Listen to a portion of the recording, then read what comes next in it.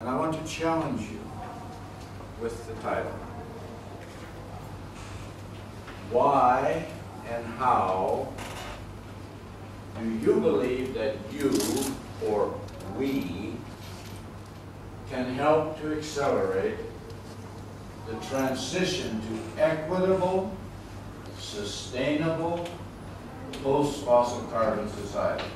Now think about this. Why do you believe it? And how can you make a difference?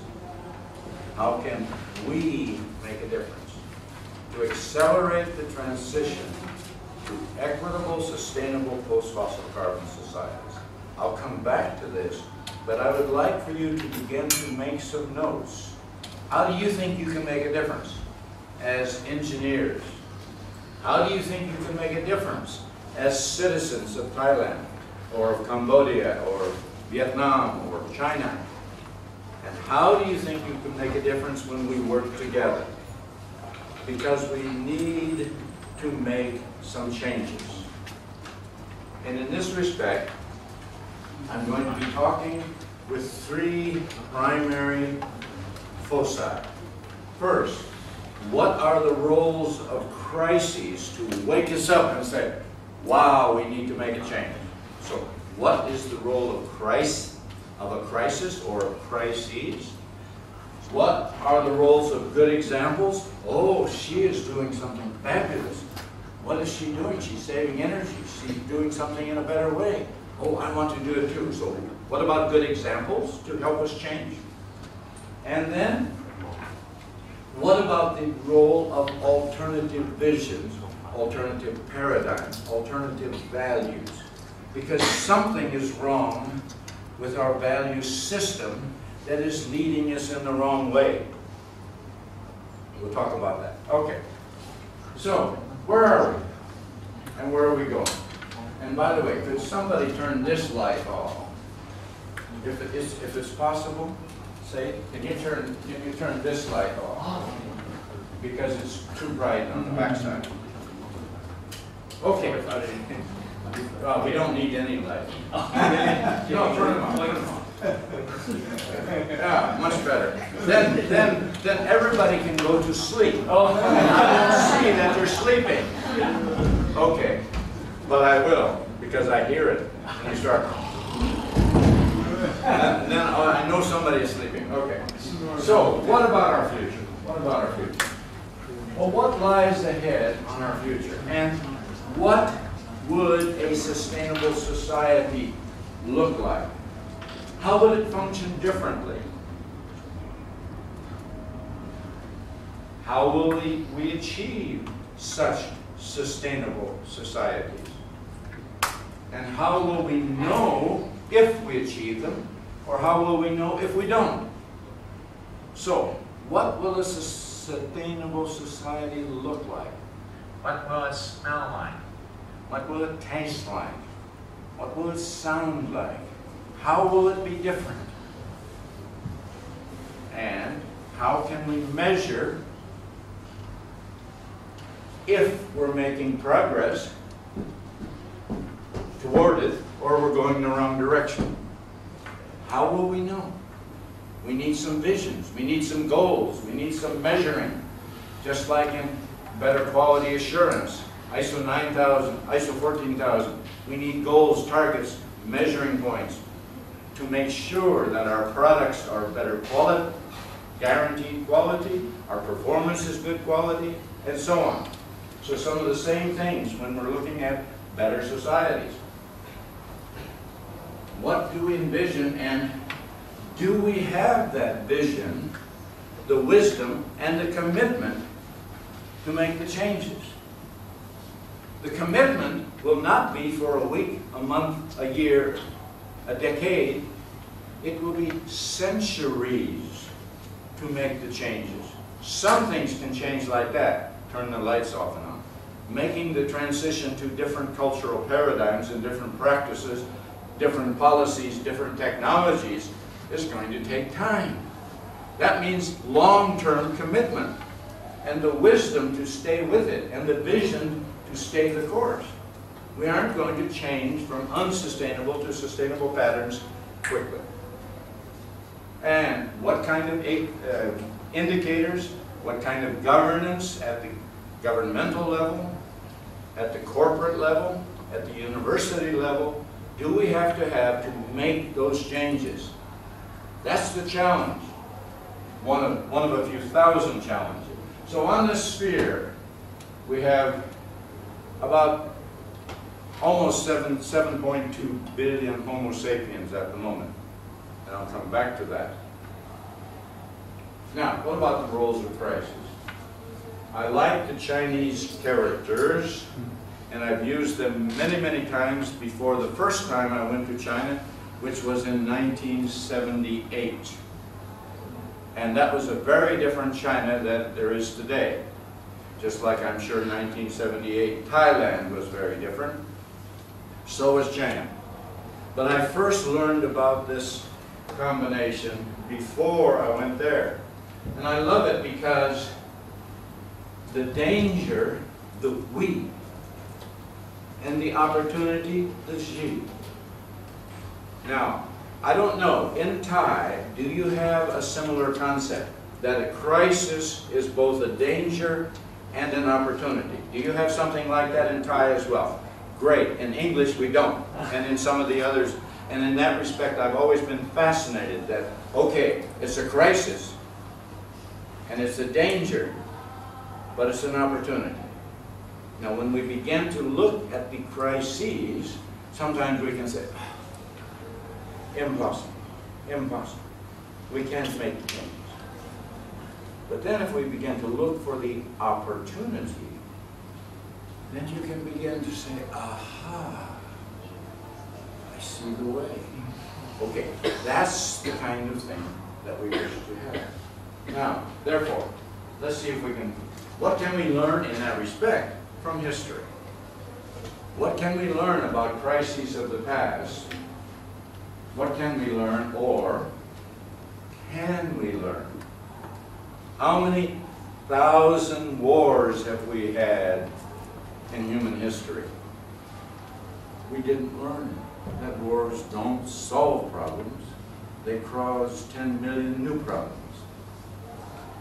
So can we learn? Or is it silly to think that we can learn from history? I'm not a pessimist, but I still ask these questions. Can we learn? Sometimes I doubt it. Now, here are a few of the crises. Silent Spring, we found out that DDT was having unexpected consequences on eggshell thinning because it interrupts calcium metabolism. And when the mother or father bird was sitting on the eggshell was too thin and it crushed. And of course, the young didn't hatch. Or the ozone layer thinning compounds. We didn't know about the ozone layer, and we didn't know about the freons and the halons and the others that were thinning it. Incidentally, the same man founded both DDT and the freons, and he got a Nobel Prize first for DDT, then for freon. In other words, the Nobel Prize people didn't know the unexpected consequences of these two technologies, a new pesticide and new coolants. They didn't know the unexpected consequences. And many of our technologies are like that. We think it's going to be fantastic, but then we get unexpected consequences. And those we didn't know before they happened. Now, that's the kind of wake-up call we need when you as technologists of today and tomorrow, you plan this wonderful new product for energy saving or renewable energy or pelletization of biomass or whatever, and it looks fantastic. But maybe we didn't look at it sufficiently holistically, integratively enough, and then we get unexpected consequences. For example, production of ethanol from corn, from maize. It looked great, but then when we found out through LCAs, etc., that the net energy in was more than we got out, we saw this is not a good pathway. It's just not a good pathway. Okay, and similarly, Bhopal, you probably remember this, in India, where another pesticide was being produced, isocyanate, or isocyanate was one of the materials involved.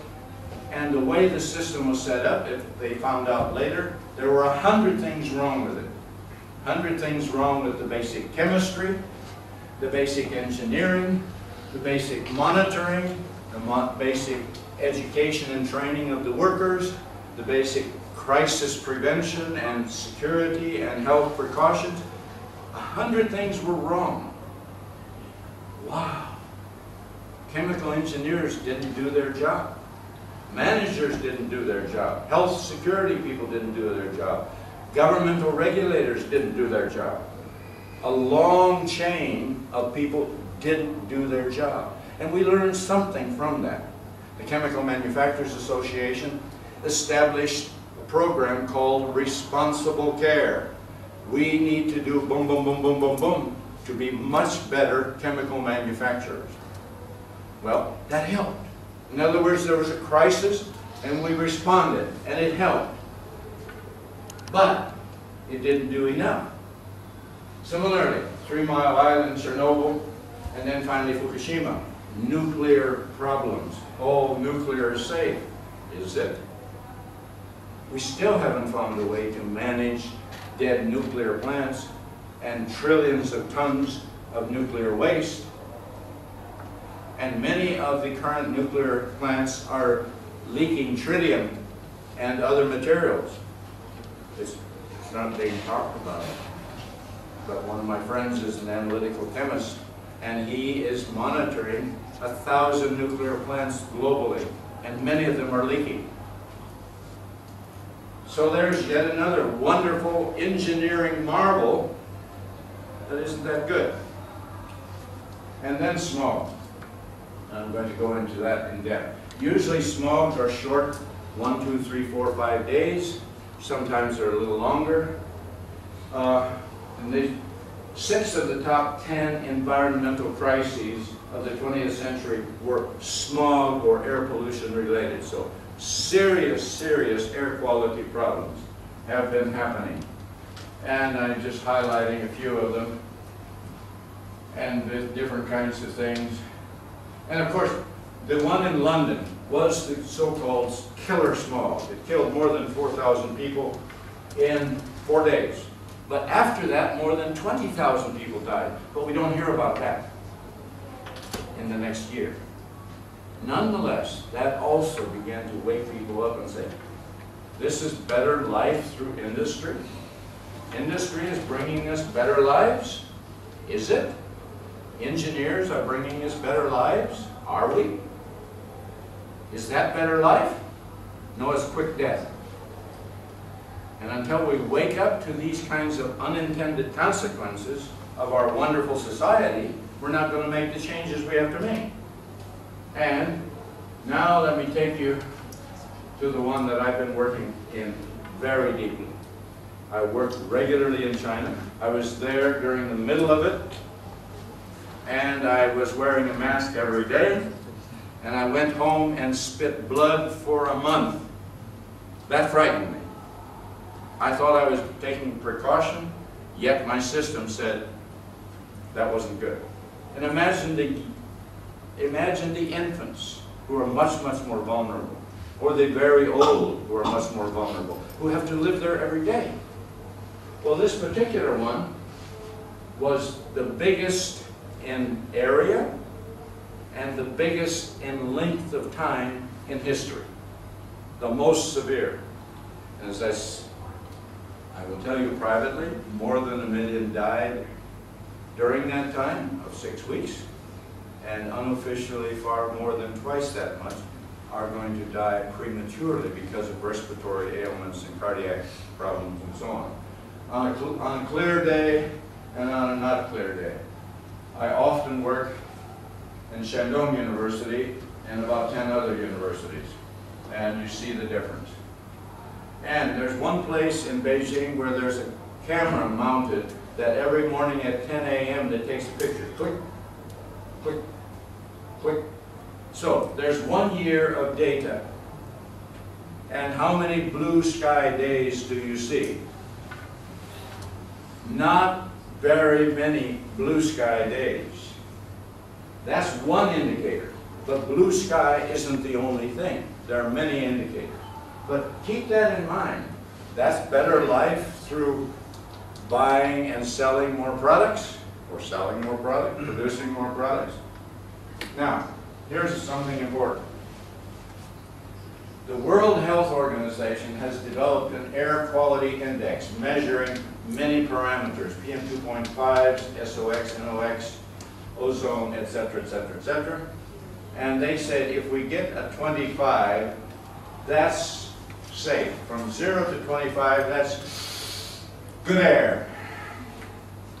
But the 25 is a first warning, second warning, third warning. This is very bad air, 75. 100 is super bad. Guess what? Super, super, super, super bad. That gives you some idea of the severity of the crisis that was being experienced in that whole region in China in 2013. And we know there are many sources of many kinds of pollutants. And we know it doesn't stay in one geographic area.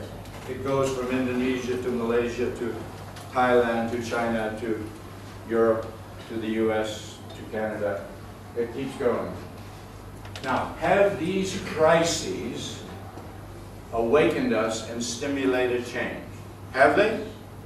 How many of you think they have helped to make a difference? Raise your hand. How many of you think the crises I've referred to have helped to make us do something better?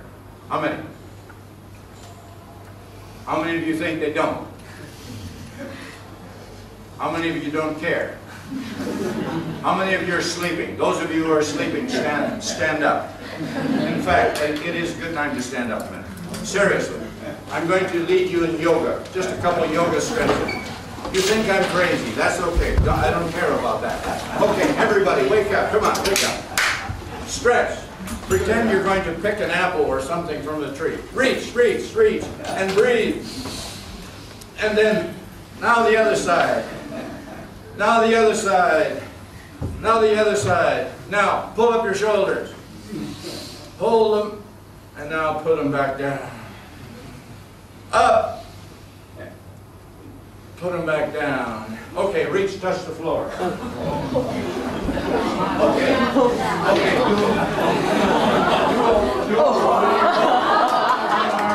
One leg plank for 5 minutes. Come on. Okay, let's go. Are you awake? By the way, I practice yoga every day. And I meditate every day. And I'm almost 80 years old. So, if you can't do it, you need to get into yoga and meditation. Okay, have they helped us? Well, hopefully, the Chinese government came out with this to their people. Transformation to an ecologically sound society as the model for our future development. Now, that is encouraging.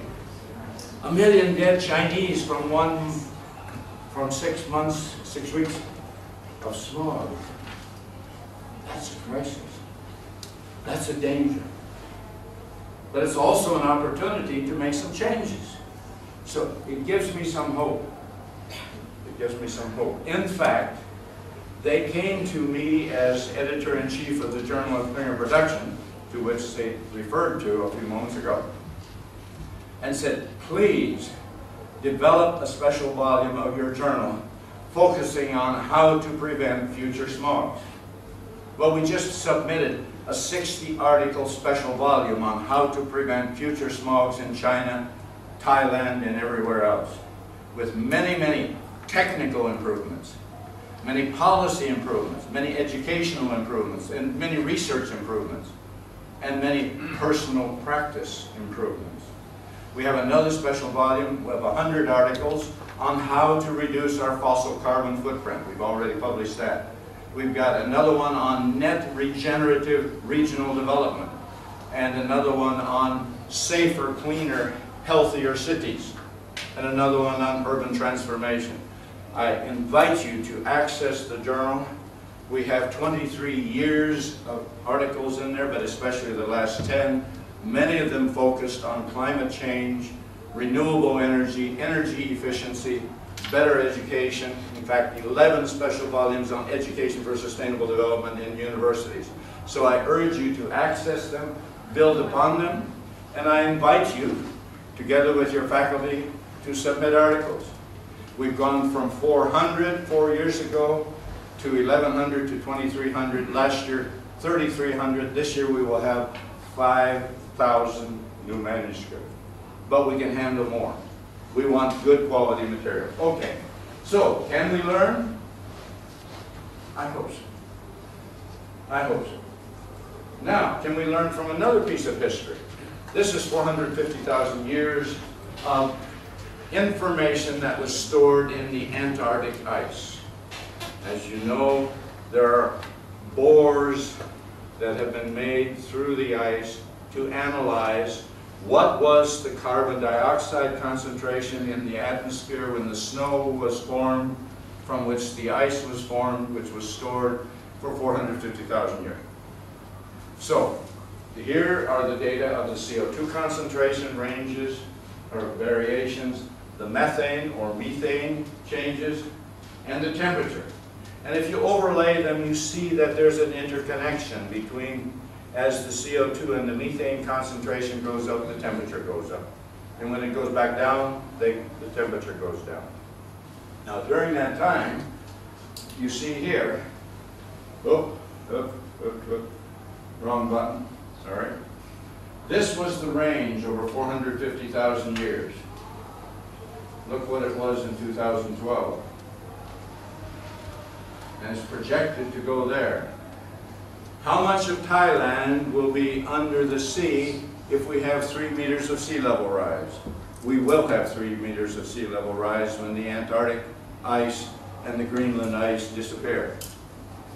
So how much of Thailand will be underwater? How many islands in the Atlantic and the Pacific will be gone? That's part of the change. And similarly, the methane concentration. That was the range. Guess what it was? And what it is going to be there, we don't know. And by the way, how many of you know the difference in global warming potential per CO2 molecule versus methane molecule? What is the global warming potential of a methane molecule in relation to CO2? Anyone? Anyone? Come on. What is it? 24 approximately. So it takes 24 molecules of CO2 to be equivalent to 1 methane molecule in global warming impact. And then there are other compounds, halons and so on, that also have global warming impact. But predominantly, of course, the CO2 and the methane are the dominant ones that are having impact on the global warming. Okay. Now, it was increasing at this rate per year since 1880. So since we started burning fossil fuels and cutting down the forests and burning them, it has gone up. And just to look at another one, in 1 year it went up there.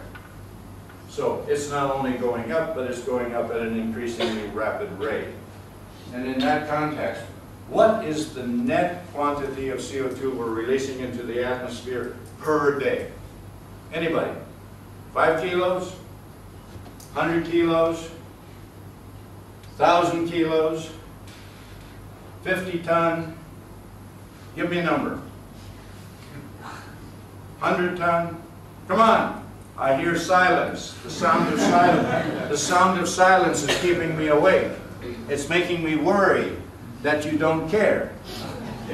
And I hope that's wrong. Come on, give me a guess. How many? How many thousand tons? Give me a number. 10,000 tons. Okay. How many thousand tons? You with the beautiful hair. 20,000 tons. 100,000 tons to 1 billion tons. Think of that. A net increase in CO2 concentration per day. Wow. And you see what's been happening to the temperature. It's been going up, up, up, up, up. How many of you ever have played hockey? You can make that hockey puck go very, very, very fast if you really hit. And that's what's happening. And 2015 is the warmest, will go down in record as the warmest, and we've had 10 of the warmest years in the last 15 years. It's continuing.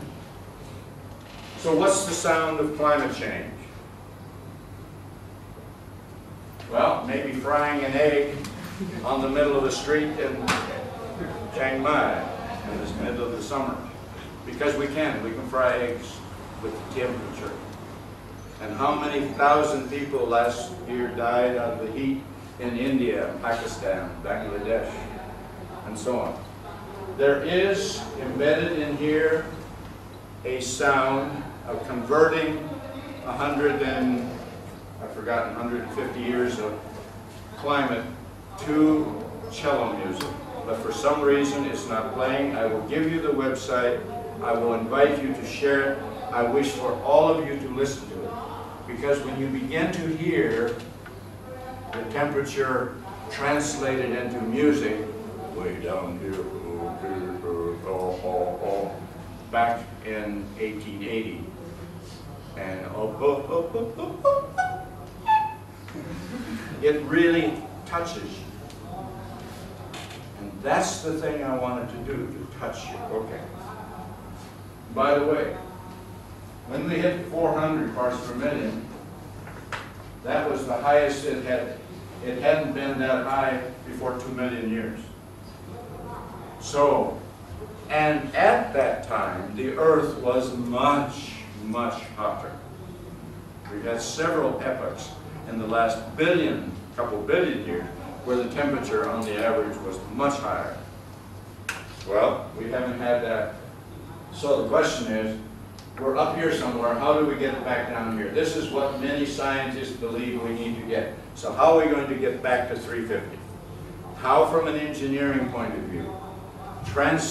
Going away from fossil fuels, going to renewable energy that is really net positive, going to energy efficiency, in other words, don't waste so much in the first place, changing our lifestyles and so on, to bring it back down to 350. Otherwise, many parts of Thailand and every other country, you may have seen the movie An Inconvenient Truth from Al Gore, showed how much of Florida would be missing with 1 meter, 2 meters, 3 meters sea level rise. Most of Florida, most of the east coast of the US would be underwater. Many parts of Bangladesh, Pakistan, and many other places, not so much Pakistan, but along the coast of India and so on, everywhere would be very much. Okay, so that's what we're talking about. We will have millions and millions of ecological refugees. We're seeing some refugees in Europe now, primarily political, but they have ecological sources. The farming in Syria began to decay, and then there was upheaval, and then there's been military and so on. So very frequently we get them integrated. Poverty, I'm destitute, I want to find a way out for my family, and millions are then refugees. So this is what we're talking. And this is in the context of adding 70 million Thais per year net. Imagine if we added 70 million Thais per year to the earth. Let's just think about that. That would be 700 million in 10 years.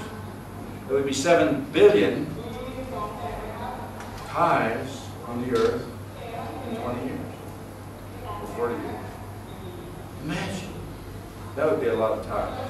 That would be a lot of net Homo sapiens. And until we do something with this, we aren't going to do enough with the other. And at this rate, look at how fast China was losing land in that time frame, and then by 2000, and this sort of thing.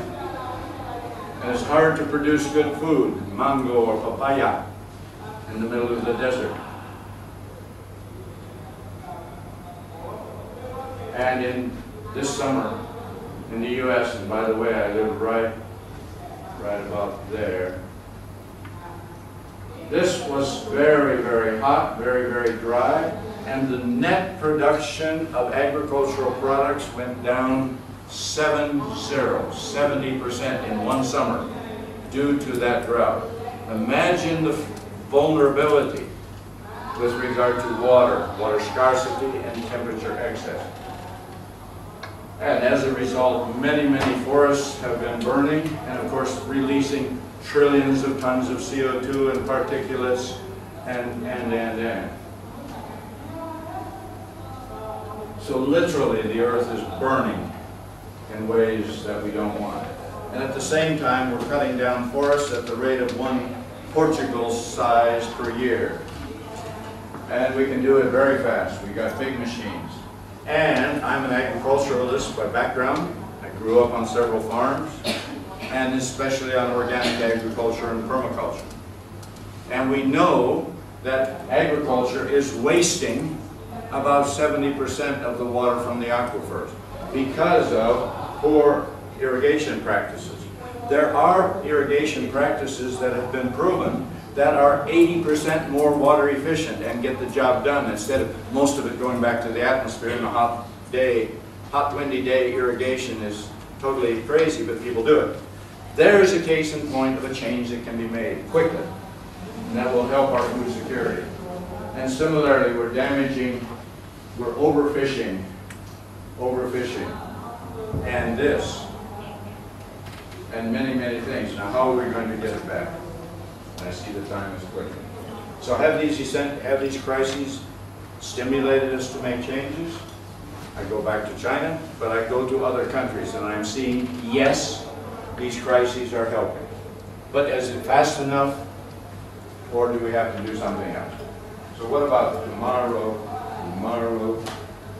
Can good examples help us? That's why I started the Journal of Cleaner Production, because I wanted a forum to document good examples. And we've documented tens of thousands of good examples of ways that are more efficient, more effective, less toxic in every industry, from leather production, paper production, petroleum production, coal mining. In fact, we have an entire special volume on better mining. And we have a special volume on zero waste. You say it's impossible. It's impossible, but you can get very much closer than you think you can.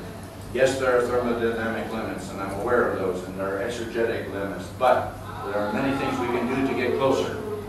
So we can do it by modifying our products, our input materials, doing better management, better monitoring, and certainly closing the loop insofar as possible. Those are just a few of the things that are documented in many of those. I'm going to give you one from Norway very quickly. I worked in this company with 500 employees. They had polluted the river, killed the fish. The air was very, very, very bad. The local government said, remember, dilution is the solution to pollution. Therefore, build a pipe, dump your waste out into the ocean. The government, or the company said, it's about, let's say, $100 million. I can't afford it. It's not quite correct, but it's almost the same. They said we can't afford it. Well, then the Environmental Protection Agency in Oslo said, well, no, build a wastewater treatment facility. Everybody knows you need a wastewater treatment facility. So build a wastewater treatment facility. But it would cost 32 million baht to build, 5, 6, 7, 8, 10 per year, 11 per year, 12 per year to operate it. And, company said we can't afford it. So some of them heard me and a couple of other people talk about pollution prevention, cleaner production. So the CEO invited me to work with them. We worked with all 500 employees, not just the top dude. We taught them how they can become empowered to make a difference. We taught them for 5 days. We gave them lots of tools, and mainly we gave them encouragement. Yes, you can do it. We went away for 4 weeks, my colleague and I. We came back, and they said, guess what we found? We found 1,000 problems. Oh, and we found 2,000 solutions. Can we tell you about them? They were so excited about it. By incorporating some of those, some of them were procedural, managerial, teaching, training, monitoring, but some were technical changes. It cost them 10 million, not 100 million, not 32 plus 8, 9, 10, 11, 12. All of those others would be treating the symptoms of inefficiency and ineffectivity. These, guess what? They saved. They paid for it in a few months. And as a result, paid for in 5 months, all of the others had built-in costs, and none of the others would have improved the effluent as much as this. In fact, the goal from the government was to have an 80% reduction in the effluent, BOD and COD. By wastewater treatment facility, they would have gotten there almost. We got to 98% by prevention alone. Don't tell me every wastewater treatment facility, every pulp and paper company needs a wastewater treatment facility. It does not.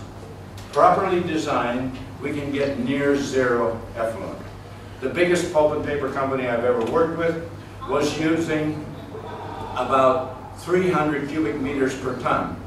The best one was using 0.5 cubic meters per ton and had zero effluent. Zero effluent. Where is that? That one is in Sweden. But I know of one in Brazil that's doing the same. So we can get far closer to zero, and we've got thousands of examples in the journal. Okay, are we going to do it? Are we going to get it soon enough? Some changes are happening, yes, and thank you for you and your faculty. You're making a difference, and I'll applaud. But is it enough? And I would just say we've got many, many volumes on these areas, and I won't talk about them. You can see on many, many areas, going back to green chemistry and green engineering and green development. We need to rethink our basic chemistry and our basic engineering principles and so on. Supply chain management, sustainable urban transformation, and co-benefits. And this one I love, women, water, waste, wisdom, and wealth. We need gender balance, and we emphasize here on what women are doing in many, many countries, especially in India, Pakistan, Africa, where they are taking the lead. And many of them have never gone to school. So those give me encouragement. And mining our landfills and our urban transformation, that's part of it. We have a whole special volume on that. And these I've already referred to. This one we just published this one. This one is soon coming. This one has been published on new decision support tools for sustainable development. It has 40 articles in it. And the net regenerative one. Okay, now what about alternative paradigm? Because my time is running out.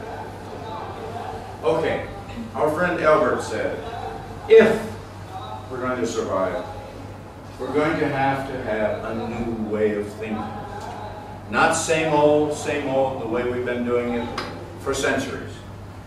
There are many things good about culture. And I laud culture, and I applaud culture. And I see some of you back there talking about something else. May I have your attention back there? Forget about the phone, forget about everything else. I need your attention, because you are responsible for making the changes. Thank you. Schumacher, we must begin to see the possibility of evolving a new lifestyle with new methods of production, new patterns of consumption, a lifestyle designed for permanence. Losing 100 species per day isn't a lifestyle designed for permanence.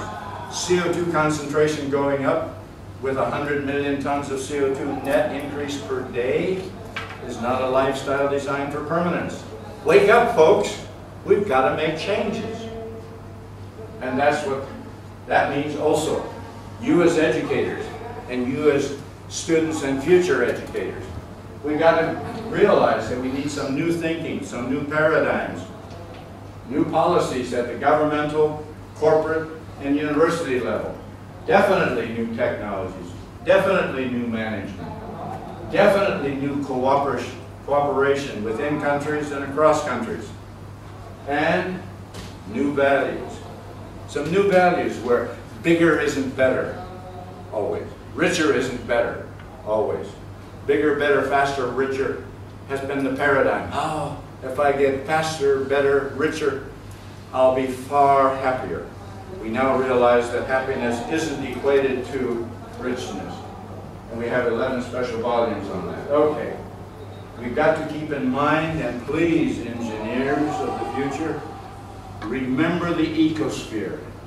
If we don't have a healthy ecosphere, we for sure won't have a healthy society, and for sure we won't have a healthy economy. Not the other way around. Keep in mind the interconnectedness of all of these parameters, and keep in mind the natural capital. Unless we build on the natural and the social capital, we won't have the other capital. I see we have to wake up one more time. I must be terribly boring. Everybody stand up again. In fact, for the next 5 minutes, I'm going to lecture with you standing up. I'm sorry I'm so boring. I'm sorry I'm so boring, or I'm sorry you got so little sleep last night. Okay, by the way, you're supposed to keep breathing. Please keep breathing. Now, as you keep breathing, think about transgenerational perspectives. Remember, we're talking long term. We're talking, and I love this, and I'm going to work in Bhutan next year. Gross national happiness. There are 4 pillars: good governance, a balanced economic development, and environmental preservation, and preserve and promote the culture. Culture is important. Don't throw that away. There are cultural values, but there are things that need to be changed. So how are we going to change them? Here, and I'm doing a lot of work with many others, on alternative indices, the happiness index, the quality of life index, the wellness index, the inclusive wealth index, and all of the others. All of those were put together by dozens of people who were dissatisfied with the God, GDP, bow down to God, GDP. No, it's not good enough. And more people are saying it's not good enough. We can't make the changes. Please sit down. We can't make the changes unless we look at alternatives. I invite you to look at these alternatives. There are thousands of great ideas in them. And until you do, we aren't going to make the transition. I'm going to skip these. Just let me go past these. Pretend they're not here. By the way, you will get these slides, and I'm going to give a lecture in a few minutes on how to write a better manuscript. I'll give those available, and about 32 other files on how to write good manuscript. I'll share all of them with you, and you're welcome to share them with your colleagues. So, can we learn from history? Can we learn from crises? Can we learn from good examples? Can we learn from alternative paradigms? Can we learn from all of them together? I hope so. And I hope we can make a difference working together. Can we learn, however? So, how do you believe you can make a difference? I asked you to start that a few moments ago. I want you to take the next 2 minutes, talk with your neighbor. How can you individually make a difference? How can we make a difference? 2 minutes. I want some answers. I want an answer from each one of you. What can you do personally, and what can we do collectively to help accelerate the transition? So, what are your answers? 2 minutes. But I gave you an hour to think about it. So, I need it from faculty, including our Japanese leader. I need two answers from him. And I need other answers from all of you. Please, write them down. What can I do? What can we do? Get your pieces of paper out. 2 minutes. I gave you an hour to think about it. Wake up. Wake up. Wake up. This is not the time to sleep. This is not the time to just sit and do nothing. It's too late for that. We've got crises that say, get off your butt and get to work. Okay, who's writing down? What are you writing? I don't see you writing. Come on, let's go.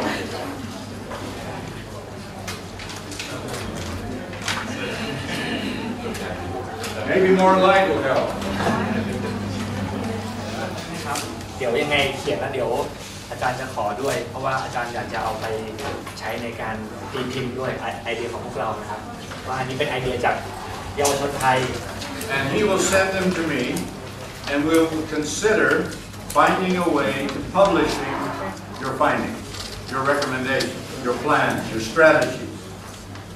So I gave you an hour, that was not enough. I'll give you a week and then let's see what we can do. Please, let's see what we can do. Okay, I'll end very quickly. And I hope you've got a good start. I hope you've got a good start. First of all, mentally. But then please do and get them for his professor's sake. Okay, prove it. If you say you can make a difference, prove it. I believe you can. I believe we can. We must make a difference. Now, here's our professor. And here's the thing. May I have your attention? Arthur, I need your attention. Hello, I need your attention. Here is this curve. When you hear a new idea, you say, ha, ha, ha, ha, ha, ha, ha. It will never work. It'll never work, never. Then you hear it 5 times more and you say, yes, but, yeah, but, yeah, but. But then you get over here and you say, aha, I've got this wonderful new idea. Now I want you to go with me. Go from ha, ha, ha to ha, ha, ha to aha. I want you to all get over here to aha. I've got this new idea. Okay, everybody with me? Okay. Ha, ha, ha, ha. Come on. You're not with me. Come on. Some of you got your mouth shut. Come on. Come on, come on. Now. You ready? Aha. One more time. Let's really get to aha. Aha. Now, I am looking forward to this class under these 2 professors' leadership to get to aha of some new ways for this part of this university to make a difference. And of course, this part of this university is connected to families and to communities and so on. We can begin to spread it. So let's get to that. Okay. Remember, cleaner production and sustainable development at the local and regional level is a destined long journey. It isn't going to be just 1 minute. Keep that in mind. Now, are you going to be problem multipliers or solution multipliers? I hope you multiply solutions. It's much better. And remember, can we get it to opportunity? I hope so. Last part. What did your mother say to you many, many times when you were a young child? What did she say to you most times? If your mother was like my mother, she said, be careful, be careful. And when you start driving a bicycle, be careful. When you start driving a car, be careful. I know my parents were really worried when I started driving a car. Okay, snail mothers are the same way. And this is a young female snail. And she had a message from her mother. Be careful, be careful. And she said, be careful. You know, sure, this algae over here and this moss over here, it looks so tempting. Wow, I really, really want to go over there. But she's listening to her mama. Be careful, be careful. But it looks so tempting. It looks so tempting. Come on. Mama. Mama. Mama. Okay. She stretched to the limit. I want you to stretch to the limit. Yes, you can respect your mama, but you may have to make some changes. You may have to get to the other side of a societal divide and make a difference. And in that respect, I wish you could help make some more changes. Are you ready and willing to make the steps? Are you going to help us pull that back down? Who should be given the power? Everybody.